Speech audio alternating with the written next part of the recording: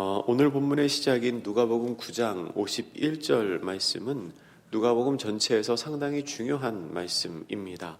어제 새벽에도 담임 목사님이 말씀해 주셨는데요. 이 9장 51절 말씀이 누가복음서 안에서 예수님의 사역이 전환되는 기점이 되는 말씀입니다. 이 말씀 앞부분까지는 예수님이 갈릴리에서 활동을 하셨던 내용이고요. 오늘 본문의 시작인 9장 51절 이후로는 예수님이 예루살렘을 향해서 가시는 과정, 예루살렘을 향한 여행 부분이 시작되는 내용입니다. 누가복음 9장 51절부터 19장 27절까지를 예루살렘 상경기 혹은 예루살렘 여행기, 여행설화 그렇게 부릅니다. 예수님께서 예루살렘을 향해 가시는 길에서 있었던 일들이 그 안에 기록되어 있기 때문입니다.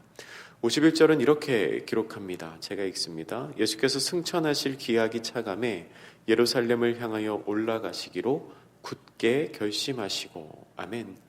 예수님께서 승천하실 때가 가까워 왔다라고 본문은 밝히고 있습니다. 이 51절의 앞부분을 직역하면 이렇게 됩니다. 예수님은 그의 데려감의 날을 위해서 예루살렘에 올라가신다. 그렇게 기록이 됩니다. 데려감의 날을 위해 올라가신다. 그러니까 예수님이 하늘에 올라가신다는 겁니다. 근데 그 올라가시는 의미가 뭐냐? 하나님께서 이 땅에 보내신 모든 목적을 다 성취하시고 하나님이 다시 데려가는 사건이 이루어진다는 겁니다. 이 승천이라는 말 그대로 단어의 뜻만 살펴보면 하늘로 올라간다는 뜻이죠. 그런데 이것은 단순히 하늘로 올라간다는 뜻만을 담고 있는 게 아닙니다. 그 안에는 먼저 예수님이 지셔야 하는 십자가가 있습니다. 그리고 예수님의 죽음, 그리고 예수님의 부활의 내용이 다 포함이 되어 있습니다. 십자가, 죽음, 부활, 그 마지막에 하늘로 올라가시는 승천, 그 일이 일어난다는 겁니다. 이것은 결코 가볍지 않은 내용입니다. 그래서 예수님께서는 예루살렘을 향하여 올라가려고 하실 때, 하나님의 데려가심을 위해 예루살렘에 올라가려고 하실 때 어떤 마음을 품으시냐면 굳게 결심을 하십니다. 마음을 단단히 먹으십니다. 예수님이 예루살렘에 올라가신 것은 그냥 갈 시간이 됐으니까, 갈 때가 됐으니까 가야 되니까 그냥 그렇게 가신 게 아니고 굳게 결심하시고 마음을 단단히 먹으시고 올라가시는 길이었습니다. 사실 예수님은 이번에 처음 예루살렘에 가신 게 아닙니다. 공관복음서에는 예루살렘에 가신 게 한 번만 기록이 되어 있지만 요한복음서에는 예수님께서 3번 예루살렘에 가셨다고 기록합니다. 그러니까 이번이 처음이 아닙니다. 그런데 앞서 2번 예루살렘에 올라가셨던 때와는 이번의 마음이 다른 겁니다. 벌써 2번이나 갔던 예루살렘이지만 3번째 가는 이 마음은 다릅니다. 왜 다르냐면 이제 십자가가 기다리고 있기 때문입니다. 그래서 예수님 굳은 결심을 하고 가십니다. 그렇게 예수님이 굳은 결심을 하셨던 것처럼 예수님을 따르는 사람들도 굳은 결심을 해야 하는데요. 어떤 마음의 결단을 해야 하는지는 오늘 본문 57절 이하에 나와 있습니다. 그 말씀은 조금 이따 잠시 다시 찾아보고요. 그렇게 굳게 결심을 하시고 예수님과 제자들이 예루살렘을 향해 가시는데 사마리아에서 한 사건이 일어납니다. 52절과 53절 말씀 우리 같이 한번 읽어보겠습니다. 시작. 사자들을 앞서 보내심에 그들이 가서 예수를 위하여 준비하시려고 사마리아인의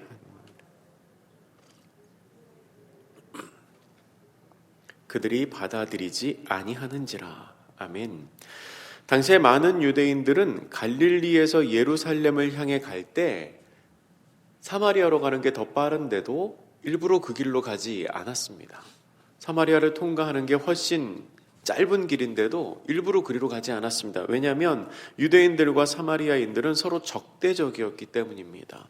사이가 좋지 않았습니다. 게다가 예수님과 제자들은 예루살렘을 향해 가는 길이었습니다. 예루살렘은 유대인들의 성전이 있는 곳이죠. 만약에 이 사마리아 사람들이 예수님과 제자들이 그리심산으로 간다. 우리는 그리심산은 이 사마리아 사람들의 성전이 있는 곳입니다. 그렇게 말하면 재워줬을지도 모르겠습니다. 그런데 유대인들이 예루살렘을 향해 간다고 하니까 그들을 받아들여 주지를 않습니다. 그런 상황에서 제자들이 어떤 반응을 보일까요? 그리고 예수님 어떻게 대답을 하실까요? 54절부터 56절까지 말씀을 제가 한번 읽겠습니다. 제자 야고보와 요한이 이를 보고 이르되 주여 우리가 불을 명하여 하늘로부터 내려 저들을 멸하라 하시기를 원하시나이까? 예수께서 돌아보시며 꾸짖으시고 함께 다른 마을로 가시니라. 아멘. 사마리아 사람들에게 대접을 받지 못한 야고보와 요한은 하늘에서 불을 내려서 저들을 멸하자고 말합니다. 우리를 배척하는 저 사람들 완전히 멸망시키자는 겁니다. 사실 요한은 이미 한번 이와 비슷한 일을 겪었습니다. 오늘 본문의 바로 앞에 나오는 49절, 50절 말씀에 이런 얘기가 나옵니다. 우리와 함께 하지 않는 어떤 사람이 예수님의 이름으로 귀신을 쫓아내는 것을 본 겁니다. 그래서 그렇게 하지 말라고 경고했습니다. 그런데 예수님 뭐라고 말씀하셨냐면 우리를 반대하지 않는 사람들은 우리를 위하는 자다 하십니다. 그러니까 우리가 하는 일을 반대하지 않으면 우리 편이니까 그냥 둬라, 그렇게 얘기하십니다. 이 요한에게 학습 효과가 있지 않았겠습니까? 반대하지 않으면 우리 편이구나. 근데 지금 사마리아 사람들은 우리를 반대하는 사람들입니다. 반대하면은 우리 편 아니죠. 우리 편 아니니까 불을 내려도 마땅한 겁니다. 근데 여러분, 이게 논리적인 것 같아도 사실은 사랑이 없는 마음입니다. 그리고 굉장히 편협한 사고입니다. 우리 편이 아니면 다 적입니까? 우리 편이 아니면 다 멸망해도 좋을 사람입니까? 결코 그렇지 않죠. 예수님께서는 그렇게 말하는 요한을 꾸짖으십니다. 그리고 그곳을 피해서 다른 마을로 가십니다. 성경에 예수님이 요한과 야고보에게 뭐라고 꾸짖으셨는지는 기록이 되어 있지 않지만 예수님은 행동을 통해서 보여주십니다. 어떤 걸 보여주십니까? 자기를 미워하는 사람들에게 감정적으로 반응하는 것이 옳지 않다는 것을 행동으로 보여주십니다. 그냥 피하십니다. 그리고 예수님의 그 행동은 누가복음 6장에서 예수님이 가르치셨던 그 가르침을 본인의 삶으로 실천하신 것이기도 합니다. 우리 누가복음 6장 성경 앞으로 잠깐 넘기셔서요. 누가복음 6장 27절과 28절 말씀 한번 보시겠습니다. 누가복음 6장 27절과 28절 두 절인데 찾으셨으면 같이 한번 읽겠습니다. 시작. 그러나 너희 듣는 자에게 내가 이르노니 너희 원수를 사랑하며 너희를 미워하는 자를 선대하며 너희를 저주하는 자를 위하여 축복하며 너희를 모욕하는 자를 위하여 기도하라. 아멘. 예수님이 제자들에게 이렇게 가르치셨습니다. 전에 한번 말씀드렸는데 이것은 사실 세상의 상식과는 맞지 않는 극단적인 사랑입니다. 끝까지 사랑하는 거지요. 근데 예수님께서 지금 자기들을 배척하는 이 사마리아 사람들을 대하여 그 사랑을 행동으로 보여주시는 겁니다. 여러분, 이런 생각을 해봅니다. 만약에 예수님께서 제자들이 요청하신 대로 하셨다면 어땠을까요? 주님, 불을 명하여 하늘에서 내려 저들을 멸하라 하시기를 원하나이까? 근데 예수님이 원한다. 불을 한번 내리자 하셨으면 어땠을까요? 만약에 그랬다면 이 예수님을 따르는 사람들, 예수님의 지지자들의 결속이 더 단단해질 수 있었을 겁니다. 원래 이 내부의 결속을 다지는 가장 최고의 방법이 외부의 적을 설정하는 거 아닙니까? 서로 막 다투고 막 그래도 집안 식구끼리, 형제끼리 막 서로 싸우다가도 지나가던 사람이 동생 때리면 형이 가서 그 동생 때리는 사람 때려주죠.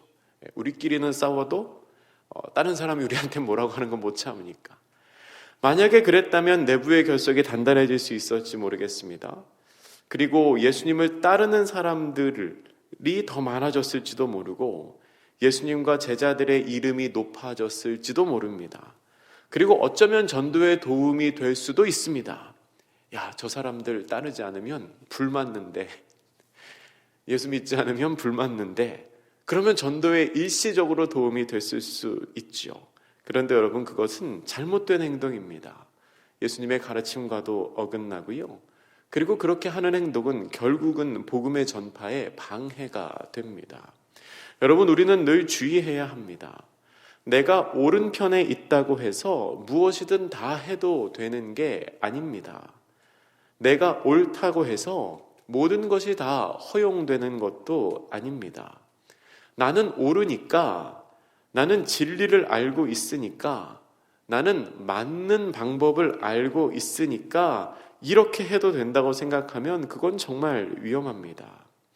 내가 예수 믿는 사람이고, 내가 진리를 아는 사람이고, 내가 전하는 게 복음이고, 내가 말하는 게 맞는 말이니까 그것을 모르는 사람들에게 함부로 대해도 된다고 생각하는 건 정말 위험합니다. 지금 이 시대의 교회가 많은 손가락질을 받는데요.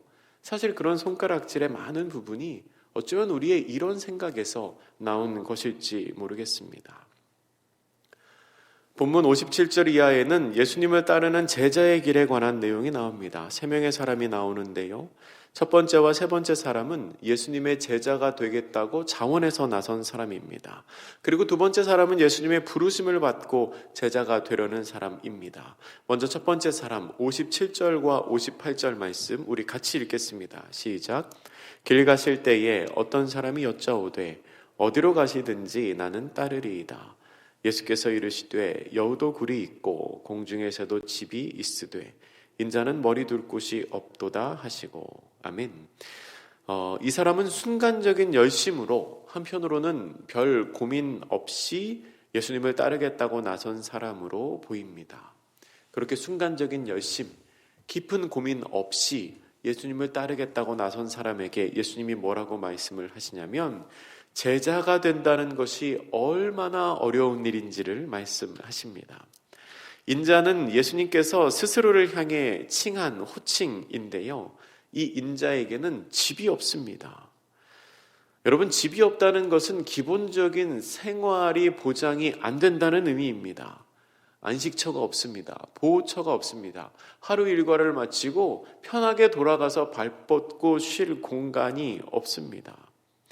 이것은 보통 사람들의 일상적인 생활과는 전혀 다른 삶을 제자는 살 수 있다는 것을 말씀하신 겁니다.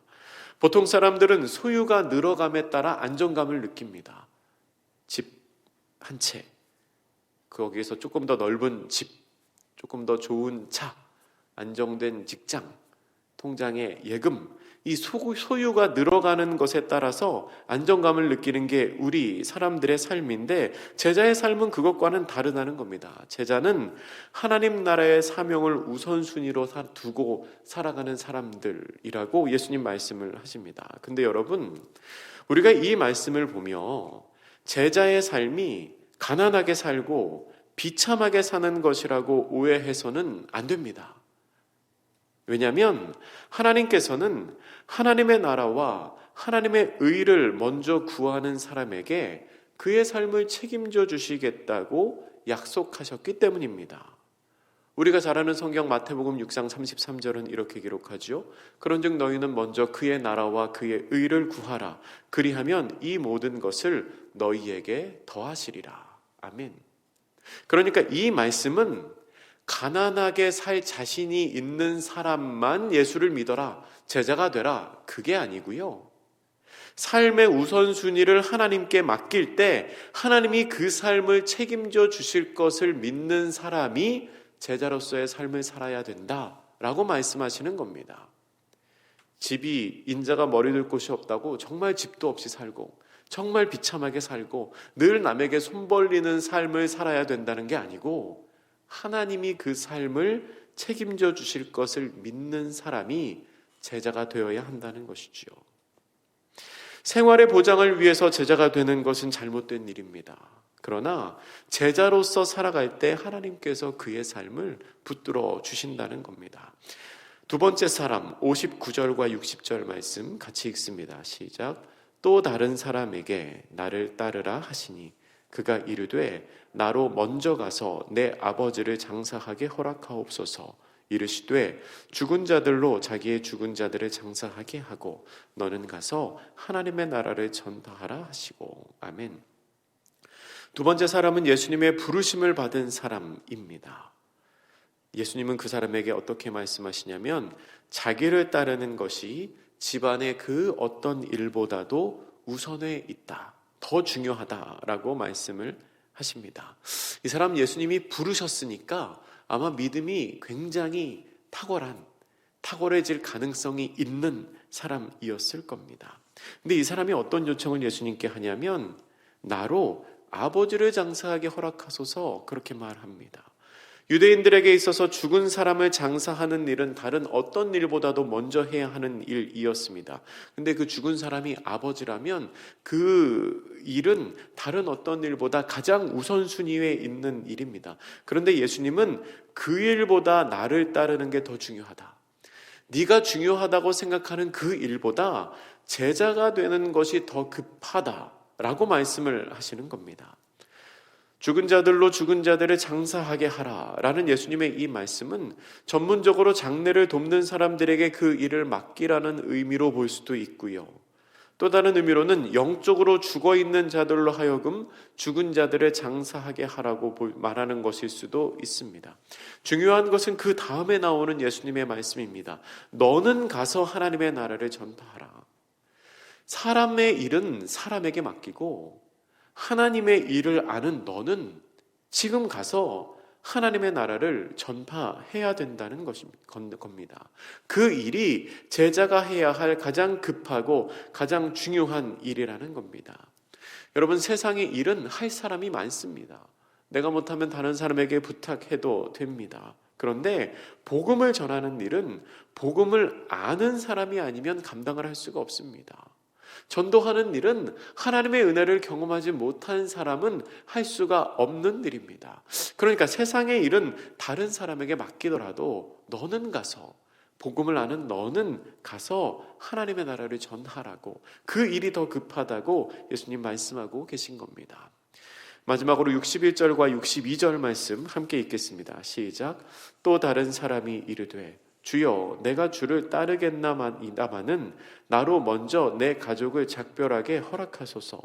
예수께서 이르시되 손에 쟁기를 잡고 뒤를 돌아보는 자는 하나님의 나라에 합당하지 아니하니라 하시니라. 아멘. 예수님께서는 장사 지내는 것보다 훨씬 간단해 보이는 가족들과 작별 인사하는 것조차 허락하지 않으십니다. 장사 지내는 것은 시간도 오래 걸리고 또 굉장히 중요한 일이지만 포기하라고 하는 것, 이게 할 수 있습니다. 근데 인사하는 거는 그렇게 할 수도 있지 않겠습니까? 시간 오래 걸리지 않고 상대적으로 좀 간단한 일 아닙니까? 근데 예수님 그것 허락하지 않으십니다. 여러분, 우리는 큰 일은 크게 경계하지만 작은 일은 상대적으로 작게 경계를 합니다. 방심할 수 있다는 거죠. 그런데 그 작은 일에 쉽게 넘어지는 것이 일의 성패를 좌우할 때가 있습니다. 제가 예전에 공부할 때, 신학교 가려고 공부할 때 새벽 5시쯤에 일어나서 공부했거든요. 이거는 저에게 있어서는 굉장히 큰 결심이었습니다. 그 전까지 그렇게 공부를 열심히 하지 않았기 때문에 내가 5시에 일어나서 공부한다, 큰 결심한 거죠. 그 결심을 지키기 위해서 최대한의 노력을 했습니다.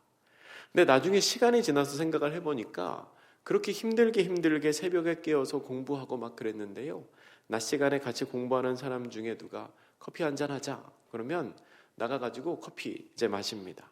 근데 커피 마시는 거 한 2분 3분 걸리는 게 아니고 때로는 20분도 걸리고 30분도 걸리더라고요. 어느 날 그런 생각이 들었습니다. 와, 내가 30분을 그냥 더 자고 커피를 5분만 마시지, 내가 뭐 한다고 그렇게 기를 쓰고 큰 결단을 하고 아침에 일찍 일어나고 낮 시간을 이렇게 보내나 하는 생각을 했던 적이 있습니다. 여러분, 우리는 큰 결단은 잘 지키지만 때로 사소한 일에는 너무 관대할 경우가 있습니다. 그런데 그 사소한 일에 관대한 것이 결국에는 일의 성패를 좌우할 때가 있는 것이지요. 예수님 그런 의미에서 말씀하신 것 같습니다. 제자의 삶은 하나까지도, 사소한 것 하나까지도 우선순위를 하나님 앞에 두어야 한다. 손에 쟁기를 잡은 채로 뒤를 돌아보면 어떻게 될까요? 밭고랑을 똑바로 낼 수가 없다고 합니다. 쟁기를 잡은 채로 앞을 봐야 되는데 자꾸 뒤를 돌아보면 이쪽으로 기울고 또 저쪽으로 기울게 되죠. 결국은 일을 망치게 되는 것입니다. 예수님을 따르며 하나님의 나라를 전하는 사람은 앞을 보고 나아가야 합니다. 마음을 다른 데 두지 말고 하나님의 뜻을 위해서만 충성을 해야 합니다. 말씀을 정리하겠습니다. 오늘 말씀에서 예수님께서는 제자의 삶에 대해서 말씀하십니다. 예수님이 먼저 그 삶의 모범을 보이십니다. 예루살렘으로 올라가실 때 굳은 결심을 하시지요. 또 중간에 나오는 이야기를 통해서 우리가 오른편에 있고 진리를 아는 사람들이라고 해서 다른 사람들에게 함부로 행해서는 안 된다고 이야기를 하십니다.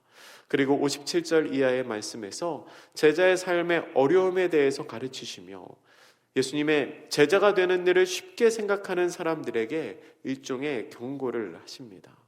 제자가 된다는 것은 보통 사람들과는 다른 삶을 사는 것입니다. 그 어느 것보다 모든 것에 하나님의 일을 최우선순위에 두는 삶입니다. 중요한 일에서도 하나님의 일이 먼저이고 사소한 것에서도 하나님을 우선순위에 두는 것이 제자의 삶입니다. 또한 뒤를 돌아보지 않고 전적인 헌신의 삶을 살아야 하는 것이 제자의 삶입니다. 앨리스라는 학자가 이 본문을 주석하면서 맨 마지막에 이런 말을 덧붙였습니다. 이 요구들은 제자 학교의 입학 시험이라기보다는 예수님의 제자라고 생각하는 사람들이 자신을 스스로 평가해 보라는 예수님의 요청이다. 그런 말을 달았더라고요.